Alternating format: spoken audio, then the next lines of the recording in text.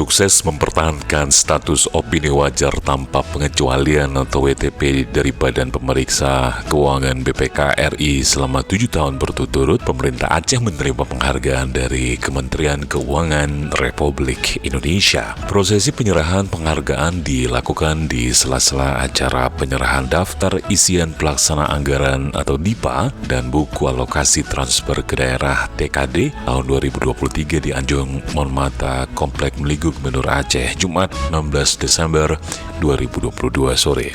Penghargaan diserahkan oleh PLT Kepala Kantor Wilayah Direktorat Jenderal Perbendaharaan atau DJBP Aceh, Ismet Saputra, atas nama Menteri Keuangan Republik Indonesia kepada PJ Gubernur Aceh Ahmad Marzuki yang turut didampingi oleh Wakil Ketua DPRA Dalimi dan Sekretaris Daerah Aceh Bustami Hamzah. Sementara itu, dalam sambutannya usai penyerahan penghargaan, PJ Gubernur Aceh mengajak seluruh bupati dan wali kota se-Aceh bekerja lebih baik lagi dan tidak lalai dan puas dengan prestasi yang telah dicapai saat ini.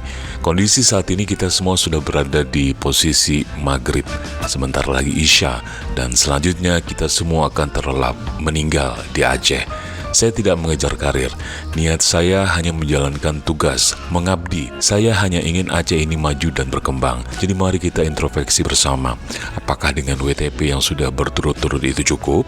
Atau kita harus terus bekerja lebih baik lagi, kata Gubernur. Niat saya tidak muluk-muluk.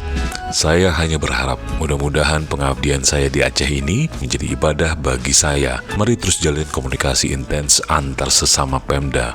Tantangan di tahun 2024 cukup berat. Aceh harus mampu menyukseskan PON dan pemilu. Sementara inflasi juga harus kita tekan, kata Ahmad Marzuki. Mari bangun kerjasama, hilangkan sekat. Sekali lagi kita diberi amanah. Mari kita bekerja dengan sebaik-baiknya demi kesejahteraan masyarakat, insya Allah. Dengan kebersamaan kita akan mampu untuk mewujudkan Aceh yang maju dan sejahtera seperti dahulu kala, imbuh PJ Gubernur.